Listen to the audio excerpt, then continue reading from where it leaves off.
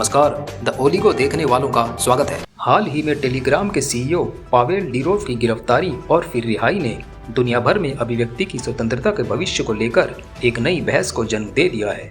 ये मामला उस बड़े और गंभीर सवाल को फिर से उठा रहा है जो हाल के वर्षों में लगातार अधिक महत्व होता जा रहा है।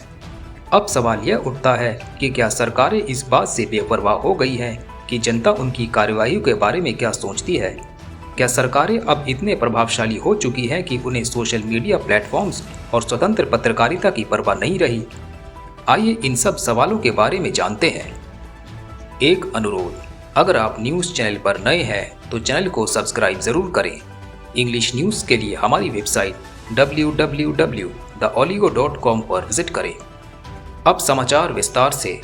पावेल डिरोव, जो दुनिया के सबसे सुरक्षित मैसेजिंग प्लेटफॉर्म्स में से एक टेलीग्राम के संस्थापक और सीईओ हैं, जिनको हाल ही में सरकार के आदेश पर गिरफ्तार कर लिया गया था। हालांकि कुछ समय बाद उन्हें रिहा कर दिया गया, लेकिन इस घटना ने दुनिया भर में एक बड़ा हंगामा खड़ा कर दिया है। यह कोई साधारण गिरफ्तारी नहीं थी, बल्कि एक प्रतीकात्मक घटना थी जिसने अभिव्यक्ति की स्वतंत्रता के मौजूदा परिस्थिति को फिर से उजागर किया है। डिरोव की गिरफ्तारी ने कई बड़े सवाल खड़े किए हैं कि क्या यह सरकार की एक सोची समझी चाल थी ताकि वह टेलीग्राम जैसे प्लेटफॉर्म पर नियंत्रण हासिल कर सके, या फिर यह संकेत है कि सरकारें अब किसी भी विरोधी आवाज़ को कुचलने के लिए कितनी तत्पर हैं।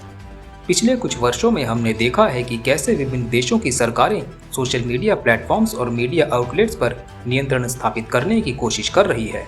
ये प्रयास, जो पहले सिर्फ कुछ चुनिंदा देशों तक सीमित था, अब एक वैश्विक धारा बनता जा रहा है। सोशल मीडिया प्लेटफॉर्म्स, जो एक समय पर जनता की आवाज़ को बुलंद करने का एक साधन थे, अब सरकारों के लिए एक बड़ा खतरा बन चुके हैं। टेलीग्राम की बात करें तो यह प्लेटफॉर्म विशेष रूप से सरकारों के रडार पर है। इसकी मुख्य वजह इसका एन्क्रिप्टेड मैसेजिंग सिस्टम है, जो उपयोगकर्ताओं को उनकी गोपनीयता और सुरक्षा की गारंटी देता है। सरकारें अक्सर ऐसे प्लेटफॉर्म से परेशान होती हैं क्योंकि यह उनके विचारों के विपरीत जानकारी फैलाने का एक प्रभावशाली माध्यम बन सकता है। डिरोव की गिरफ्तारी और उसके बाद की घटनाओं ने अभिव्यक्ति की स्वतंत्रता के समर्थकों के बीच चिंता की एक लहर पैदा कर दी है।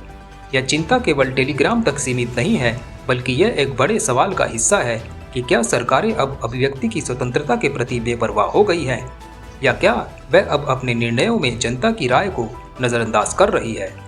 यह सब सवाल अपने आप में ही बहुत ही गंभीर है। वर्तमान में जब दुनिया भर में पत्रकारों और मीडिया प्लेटफॉर्म्स पर बढ़ते दबाव और प्रतिबंधों की घटनाएं हो रही है, तो इस सवाल का महत्व और भी बढ़ जाता है।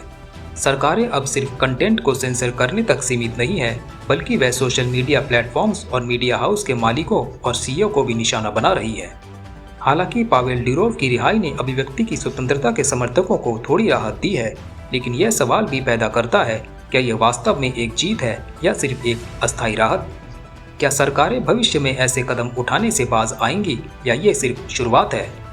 इस घटना के बाद यह सवाल उठता है कि क्या सरकारें सोशल मीडिया प्लेटफॉर्म्स और स्वतंत्र पत्रकारिता के प्रति अपने रवैये में बदलाव लाएंगी, या फिर यह घटनाक्रम सिर्फ एक उदाहरण है जो भविष्य में और भी बड़े कदमों की शुरुआत का संकेत दे रहा है।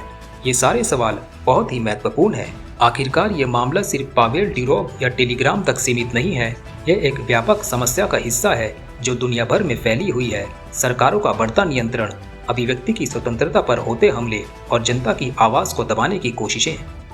क्या आने वाले समय में हम और भी अधिक प्रतिबंधों और सेंसरशिप का सामना करेंगे, या फिर जनता की आवाज़ इतनी ताकतवर होगी कि सरकारों को अपने कदम वापस खींचने पर मजबूर होना पड़ेगा। ये देखना अभी बाकी है, लेकिन एक बात निश्चित है कि अभिव्यक्ति की स्वतंत्रता के लिए लड़ाई अभी खत्म नहीं हुई है। यह सिर्फ शुरुआत है और हमें इसके लिए सतर्क रहना होगा। आपका इस मुद्दे पर क्या विचार है? क्या सरकारों को जनता की आवाज़ और विचारों का सम्मान करना चाहिए? हमें आपके विचार जानने में खुशी होगी। अपने विचार साझा करें और इस महत्वपूर्ण मुद्दे पर जागरूकता बढ़ाने में मदद करें। आज के लिए इतना ही। न्यूज़ अपडेट के लिए बेल आइकन को दबा दें और चैनल को सब्सक्राइब, लाइक, शेयर ज़रूर करें। आपका कीमती समय देने के लिए धन्यवाद।